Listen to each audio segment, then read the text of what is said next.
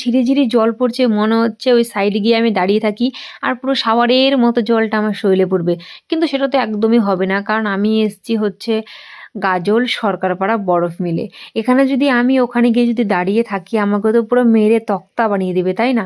তো এখন বাজে সকাল ৬টা আর আমরা যাচ্ছি আজকে বাবার বাড়িতে। তো তার জন্য বাবা ফোন করে বললো একটু বরফ নিয়ে আসতে। তো আমরাও কথা মতো সেই মিলে চলে গেলাম বরফ আনতে। আর এসে দেখি বরফের মানে মালিকটাই নেই। অনেকটা খোঁজার পরে তারপরে তাকে পেয়েছি, পাওয়ার পরে এবার বরফটা নিয়ে আমাদের প্যাকেজিংও হয়ে গেল। আর এই এক পাটা বরফের দাম হচ্ছে ১০০ টাকা। কি বলবো, দেখো জলের দাম কত, জল দিয়ে বরফ তৈরি করে এবার এটাকে ভালো করে প্যাকেজিং করে বাইকে বেঁধে তারপর বাড়ি যাব। তাহলে সবাই কেমন আছে, আমি বিউটি চ্যানেলের সাথে বকবক করতে নতুন একটা ভিডিও নিয়ে। সত্যি কথা বলতে কি বলো তো, জীবনে পরিশ্রমটা এমনই একটা বস্তু যে তুমি সারা জীবন পরিশ্রম করেই যাও করেই যাও করেই যাও, শেষ হবার না। তো তারপর আমরা বরফ নিয়ে বাড়িতে চলে আসার পর ডাইরেক্ট চলে আসলাম জমিতে। কারণ হচ্ছে এখানে ভুট্টা ভাঙার কাজ চলছে। কাজ যেহেতু আমরা অকম্মা ঢেকি, জীবনে তো এত জমি জায়গা থাকতো আমার বাবা জীবনে মাঠে পাঠায়নি কাজ করতে। তো তারপরে এখানে একটাই শুধু সমস্যা, যে লেবাররা কাজ করছে শুধু বসে বসে দেখতে হবে যে ঠিকঠাক মতো কাজ করছে কিনা। কারণ তোমরা তো জানোই যে লেবার দিয়ে কাজ করালে নিজেদের মতো কাজ করবে, কেউ শুয়ে থাকবে, কেউ বসে থাকবে, কেউ গল্প করবে, কেউ আড্ডা মারবে, এরকমই চলতে থাকবে। তো তার থেকে ভালো একটু জমিতে এসে বসে থাকি, তার থেকে সময়টাও পার হবে, একটু দেখাও হবে। তো ওই যে ওখানে লেবাররা ভুট্টা ভাঙছে, এখানে লোডিং হচ্ছে। তারপরে এখানে আমরা একটু বসে গেলাম খেতে।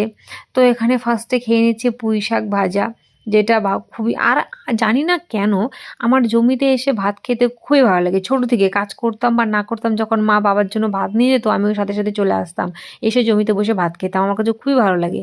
এবার পুঁই শাক দিয়ে খাওয়ার পরে এখানে চলে আসলো রূপচাঁদা মাছের ঝোল, ঝাল ঝাল, যেটা আমার খুবই ভালো লাগে।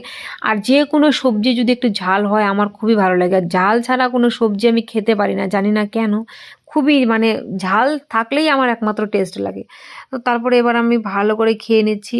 আর এই মাঠের মধ্যে কি না ঠান্ডা ঠান্ডা হাওয়া, এরকম প্রকৃতির দৃশ্য আর বসে বসে খাওয়ার মজাটাই আলাদা।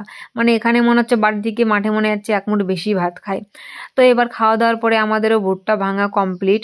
ভুট্টা কিন্তু আমাদের টোটালে ভাঙতে লেগে গেছে ৪-৫ দিন, আমি তোমাদের শর্ট করে দেখালাম। তো ভুট্টা ভাঙা কমপ্লিট হওয়ার পরে এবার হচ্ছে আমরা লোড করে চলে যাব বাড়িতে। হাতের অবস্থা দেখেছো, ২-১টা ভেঙেছি, আমরা কিন্তু ভাঙিনি। ২-১টা ভাঙার পরেও হাতের যা বিচ্ছিরি অবস্থা, বলার মতো ভাষা নেই। আর এখানে দেখো আমার বাবা লাগিয়েছে জমির মাঝখানে কদম গাছ। কারণ হচ্ছে এই যে আশেপাশে অনেক মানুষ আছে, গরু বাছুর চড়াতে আসে, তো বিশ্রাম করার মতো জায়গা নেই, তার জন্য বাবা এই কদম গাছটা লাগিয়েছে যেন সবাই একটু বিশ্রাম করতে পারে। দেখেছো বুদ্ধি। তো দেখো যে কোনো একটা কাজ করলে যদি ১০ জনের ভালো হয়, সে কাজটা করলে নিজেরও একটা আনন্দ ফিল হয়। তো এবার আমাদের